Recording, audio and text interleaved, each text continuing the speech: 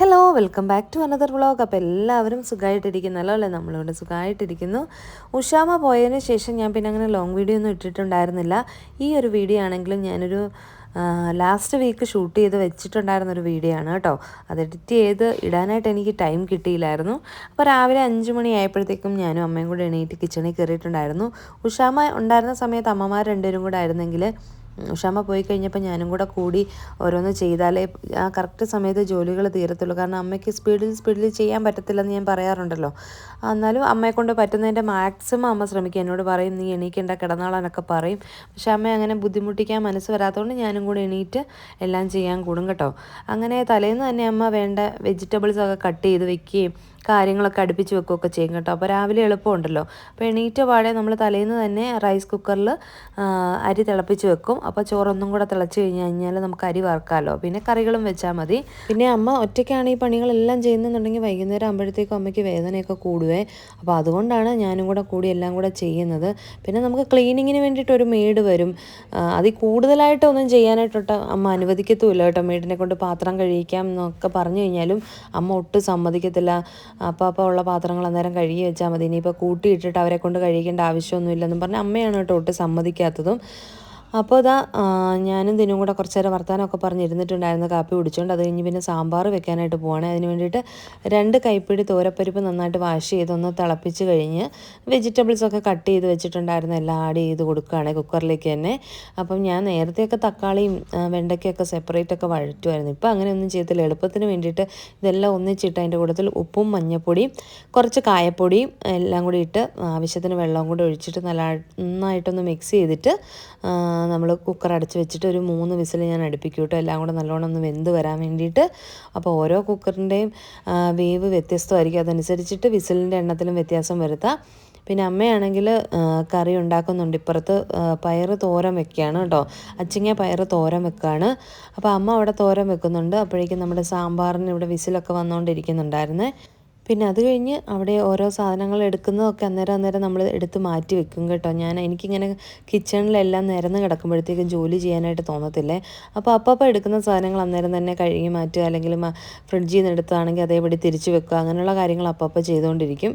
അപ്പോൾ അമ്മ പയറുതോരൻ അവിടെ അങ്ങനെ റെഡിയാക്കിക്കൊണ്ടിരിക്കുന്നതിനിടയ്ക്ക് ഇതാ തനു ഉറക്കമൊക്കെ കഴിഞ്ഞ് എഴുന്നേറ്റ് വരുന്നുണ്ട്. അപ്പോൾ നമ്മൾ രണ്ടുപേരും എഴുന്നേറ്റ് കഴിഞ്ഞാൽ പിന്നെ തനു അവിടെ കിടക്കത്തില്ല, അപ്പോൾ തന്നെ എണീറ്റ് വരും. അപ്പോൾ എണീറ്റ് വന്നു കഴിഞ്ഞ് ഞങ്ങൾ രണ്ടുപേരും നിൽക്കുന്നുണ്ടപ്പോൾ ആ ഒരു നാണം കൊണ്ട് അങ്ങ് തിരിഞ്ഞു നിന്ന് പിന്നെ ഇതിന് പോയി എടുത്തുകൊണ്ട് ഇങ്ങ് വന്നിട്ടുണ്ടായിരുന്നു. ഉറക്കമൊന്നും ശരിയായിട്ടില്ലേ, കുറച്ച് നേരമൊക്കെ കൂടെ കിടന്ന് ഉറങ്ങാം. പക്ഷേ അവളിങ്ങനെ ധൃതി വെച്ചിങ്ങ് എഴുന്നേറ്റ് പോന്നിട്ടുണ്ടായിരുന്നു. എനിക്കാണെങ്കിൽ തനുവിനെ എടുക്കാൻ ഇങ്ങനെ കൊതിയാവും കേട്ടോ. കാര്യം എന്നാന്ന് വെച്ച് കഴിഞ്ഞാൽ ഇപ്പോൾ ഞാൻ ബാക്ക് പെയിൻ തുടങ്ങി അന്ന് തൊട്ട് ഞാൻ അവളെ ഇങ്ങനെ എടുക്കാറില്ലല്ലോ. എടുത്ത് മടിയിലിരുത്തി കുറച്ച് നേരമൊക്കെ ഇരിക്കുമെന്നല്ലാതെ അവളെ ഇങ്ങനെ എടുത്തുകൊണ്ട് നടക്കാനുള്ളൊരു സാഹചര്യമല്ലല്ലോ എനിക്ക്. അപ്പം ഞാൻ വിചാരിക്കും ഇവളിപ്പോൾ പെട്ടെന്ന് അങ്ങ് വളർന്നു പോവും, എനിക്ക് അതിനുള്ളൊരു ഭാഗ്യം നഷ്ടമായല്ലോ എന്ന് വിചാരിച്ചിട്ട് എനിക്ക് ശരിക്കും സങ്കടം തോന്നാറുണ്ട്. ഞാൻ ഈ പറയുന്നത് എത്രത്തോളം നിങ്ങൾക്ക് മനസ്സിലാക്കാൻ പറ്റുമെന്ന് അറിയത്തില്ല. ചിലപ്പോൾ നിങ്ങൾക്ക് കണക്ട് ചെയ്യാനും പറ്റുമായിരിക്കും എൻ്റെ ആ ഒരു വിഷമം എന്ന് പറയുന്നത്.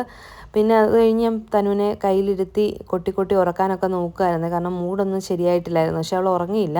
പിന്നെ ഞാൻ പാത്രമൊക്കെ ഒന്ന് തുടച്ചും വെച്ചിട്ടുണ്ടായിരുന്നു അതിനിടയ്ക്ക്. പിന്നെ അമ്മ അവളെ ബ്രഷൊക്കെ ചെയ്യിപ്പിച്ചിട്ട് അവൾക്ക് പാല് കൊടുക്കുവാണ് കേട്ടോ.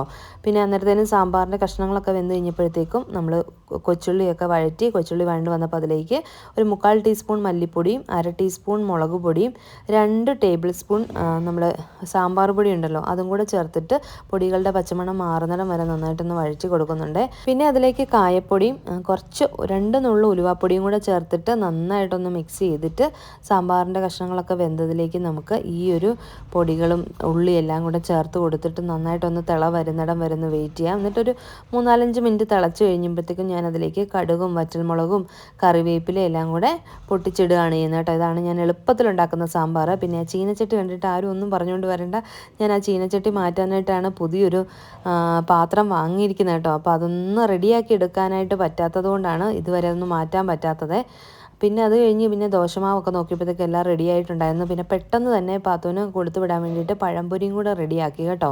അങ്ങനെ അവിടെ നിന്ന് പഴംപൊരിയും ഞാൻ റെഡിയാക്കിക്കൊണ്ടിരിക്കുമ്പോഴത്തേക്കും തനു പിന്നെയും മൂഡ് ഓഫ് ആയിട്ട് ഇങ്ങനെ കരഞ്ഞുകൊണ്ട് അമ്മയുടെ പുറകെ നടക്കുന്നുണ്ട്. അപ്പോൾ പാത്തു എണീറ്റ് വന്നിട്ട് നീ എന്തിനാ കരയുന്നത്, ചേച്ചി ഇവിടെ ഇല്ലേന്നൊക്കെ കേട്ടോ പാത്തു ചോദിക്കുന്നത്. അപ്പോൾ ഇങ്ങനെ സംസാരിച്ചുകൊണ്ടൊക്കെ ഇരുന്നിട്ട് പിന്നെ പാത്തു റെഡിയാവാൻ പോയി. തലേന്ന് തന്നെ പാത്തുവിന് മസാല ദോശ ഭയങ്കര ഇഷ്ടമായതുകൊണ്ട് അതിൻ്റെ മസാല റെഡിയാക്കി വെച്ചിട്ടുണ്ടായിരുന്നു. രാവിലെ എല്ലാം കൂടെ നമുക്ക് പാടല്ലേ എന്ന് വിചാരിച്ചിട്ട് അങ്ങനെ മസാലയൊക്കെ റെഡിയാക്കി വെച്ചുകൊണ്ട് പാത്തുവിന് പിന്നെ പെട്ടെന്ന് മസാല ദോശയൊക്കെ ഉണ്ടാക്കി കൊടുക്കുന്നുണ്ട്. കൂട്ടത്തിൽ തന്നെ ഇവിടെ പഴംപൊരിയും റെഡി ആയിക്കൊണ്ടിരിക്കുന്നുണ്ട് കേട്ടോ. പാത്തുവിനാണെങ്കിലും തനുവിനാണെങ്കിലും ഏത്തയ്ക്ക ബോളിയൊക്കെ ഉണ്ടാക്കി കൊടുക്കുന്നത് ഭയങ്കര ഇഷ്ടമാണ്. പിന്നെ മസാല ദോശ ചുട്ടു കൊടുത്തു, പിന്നെ തനുവിനും കൊടുത്ത് പാത്തുവും കൂടെ കഴിക്കുന്നുണ്ട്. സാമ്പാറും ചമ്മന്തി ഉണ്ടെങ്കിലും പാത്തുവിന് ആ മസാല മാത്രം കൂട്ടി കഴിക്കാനായിട്ട് ഭയങ്കര ഇഷ്ടമാണ് കേട്ടോ മസാല ദോശ. അപ്പോൾ ഞാൻ ഒരെണ്ണം കൂടെ കൊണ്ട് വെച്ച് കൊടുത്തു. അങ്ങനെ അത് മാത്രമാണെങ്കിലാണ് കേട്ടോ 2 കഴിക്കുന്നത്. അല്ലെങ്കിൽ രാവിലെ ദോശയൊക്കെ ഒരെണ്ണം കഴിക്കാൻ തന്നെ ഭയങ്കര വിഷമമാണ്. അപ്പോൾ മസാല ദോശ ആണെങ്കിൽ വലിയ ബുദ്ധിമുട്ടില്ലാതെ അങ്ങ് കഴിച്ചോളൂ. പിന്നെ നിങ്ങൾ എപ്പോഴും എല്ലാവരും ചോദിക്കുന്ന ചോദ്യമാണ് വേദന കുറവുണ്ടോ, ഇപ്പോൾ എങ്ങനെയാണ് സിറ്റുവേഷൻ എന്ന്. എനിക്ക് വേദന മരുന്ന് കഴിച്ച സമയത്ത് കുറവുണ്ടായിരുന്നു. മരുന്ന് കഴിഞ്ഞപ്പോൾ ഇപ്പം പിന്നെയും വേദന സ്റ്റാർട്ട് ചെയ്തിട്ടുണ്ട്. ആദ്യമൊക്കെ ചെറിയ ചെറിയ വേദനകളായിരുന്നു. അപ്പോൾ ഞാൻ വിചാരിച്ചു മാനേജ് ചെയ്ത് പോകാൻ പറ്റുമെന്ന്. പക്ഷേ ഇപ്പം 2-3 ദിവസമായിട്ട് എനിക്ക് അസഹനീയമായിട്ടുള്ള വേദനയായിട്ടോ പഴയതുപോലെ തന്നെ വീണ്ടും സ്റ്റാർട്ട് ചെയ്തത്. അപ്പോൾ ഡോക്ടറെ കോൺടാക്ട് ചെയ്തപ്പോൾ ഡോക്ടർ പറഞ്ഞതെന്നു വെച്ച് കഴിഞ്ഞാൽ മരുന്ന് കഴിക്കുമ്പം വേദന കുറഞ്ഞിട്ട് പിന്നെയും വേദന വരുവാണെന്നുണ്ടെങ്കിൽ ഇങ്ങനെ നീട്ടിക്കൊണ്ട് പോകണ്ട, നമുക്ക് സർജറി തന്നെ ചെയ്യാം. കാരണം ഇതിനൊരു പെർമനൻറ്റ് സൊല്യൂഷൻ വേണമല്ലോ. അപ്പം നമുക്കും അത് തന്നെയാണ് വിചാരിക്കുന്നത്. ദിനുവാണെങ്കിലും ആ ഒരു ഒപ്പീനിയനാണ് പറയുന്നത്, നമുക്ക് സർജറി ചെയ്യാം. കാരണം എത്രയാണെന്ന് വെച്ചാലും പിന്നെ ഇത് നമ്മൾ ചെയ്യേണ്ടി വരും എപ്പോഴെങ്കിലും. കാരണം ഇതൊരു മാറി കിട്ടണമല്ലോ നമുക്ക്. എപ്പോഴും വേദനയാണ് ബുദ്ധിമുട്ടാണെന്ന് പറഞ്ഞ് നമ്മൾ എത്ര നാളെന്ന് വെച്ച് കഴിഞ്ഞാൽ ഈ വേദന സഹിച്ചുകൊണ്ടിരിക്കുന്നതും എല്ലാവരെയും അമ്മയാണെങ്കിലും എല്ലാവരെയും ബുദ്ധിമുട്ടിക്കുന്നതും.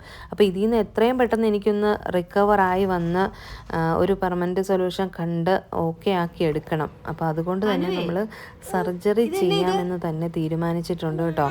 അപ്പം ടെൻഷനും ഒക്കെ ഉണ്ട്, കാര്യങ്ങളെല്ലാം ഉണ്ട്, നിങ്ങൾക്ക് മനസ്സിലാക്കാൻ പറ്റും. ഞാൻ കൂടുതലായിട്ടൊന്നും പറയുന്നില്ല. എത്രയാണെങ്കിലും അമ്മയല്ലേ, അപ്പോൾ 2 മക്കളുടെ കാര്യങ്ങളും ബാക്കി കാര്യങ്ങളും എല്ലാം ഓർത്തിട്ട് നല്ല വിഷമമുണ്ട്. പിന്നെ എനിക്ക് വേണ്ടിയിട്ട് ബാക്കിയുള്ളവർ ബുദ്ധിമുട്ടണമല്ലോ എന്ന് ഓർക്കുമ്പോൾ അത് അതിനേക്കാൾ വലിയ സങ്കടമാണ്. പക്ഷേ ഇതിൽ നിന്ന് എനിക്കൊന്ന് തിരിച്ച് കയറണമല്ലോ. കാര്യം ഇനി അങ്ങോട്ടാണെങ്കിലും എനിക്ക് എൻ്റെ എല്ലാ കാര്യങ്ങളും നോക്കി എല്ലാവരുടെയും കാര്യങ്ങളൊക്കെ നോക്കി നടത്തണം എന്നുണ്ടെങ്കിൽ ഞാൻ ഹെൽത്തി ആയിട്ട് തന്നെ ഇരിക്കേണ്ടതായിട്ടുണ്ട്. അപ്പോൾ അതുകൊണ്ട് ആ ഒരു ഡിസിഷൻ തന്നെയാണിപ്പം നമ്മൾ എടുത്തിരിക്കുന്നത്. അതുകൊണ്ട് തന്നെ അധികം താമസിക്കാതെ നമ്മൾ നാട്ടിലേക്ക് വരികയും സർജറിക്കുള്ള കാര്യങ്ങളൊക്കെ ചെയ്യുകയും ചെയ്യും കേട്ടോ. കാരണം ഡോക്ടർ നമ്മളോട് വരാനായിട്ട് പറഞ്ഞിട്ടുണ്ട്. അപ്പോൾ അങ്ങനെയൊക്കെയാണ് കാര്യങ്ങൾ. പിന്നെ നിങ്ങളോടെല്ലാവരോടും എനിക്ക് എങ്ങനെ നന്ദി പറയണമെന്ന് അറിയത്തില്ല. അത്രയധികം നിങ്ങൾ സ്നേഹിക്കുകയും പ്രാർത്ഥിക്കുകയും ഒക്കെ ചെയ്യുന്നുണ്ടായിരുന്നു. അപ്പം ചിലപ്പോൾ നല്ലതിന് വേണ്ടിയായിരിക്കും, ചിലപ്പോൾ സർജറിയിലൂടെ മാത്രമേ ഇത് മാറുമെന്നുള്ളതായിരിക്കും ദൈവത്തിൻ്റെ തീരുമാനം എന്ന് അങ്ങനെ ഞാൻ പോസിറ്റീവായിട്ട് തന്നെ ചിന്തിക്കുന്നത് കേട്ടോ. പിന്നെ നിങ്ങളുടെ പ്രാർത്ഥനയും കമൻസും മെസ്സേജുകളും ഒക്കെ ഞാൻ കാണാറുണ്ട്. കഴിഞ്ഞ ഒരു ദിവസം ഞാൻ വീഡിയോ ഇടാതിരുന്നപ്പോൾ തന്നെ എനിക്ക് ഒരുപാട് മെസ്സേജുകൾ വന്നിട്ടുണ്ടായിരുന്നു. എന്ത് പറ്റി വീഡിയോ ഇടാത്തതെന്ന് ചോദിച്ചിട്ട്. സത്യം പറഞ്ഞാൽ അന്ന് എനിക്ക് ഒട്ടും വയ്യായിരുന്നു, അതുകൊണ്ടാണ് പിന്നെ വീഡിയോ ഇടാതിരുന്നത്.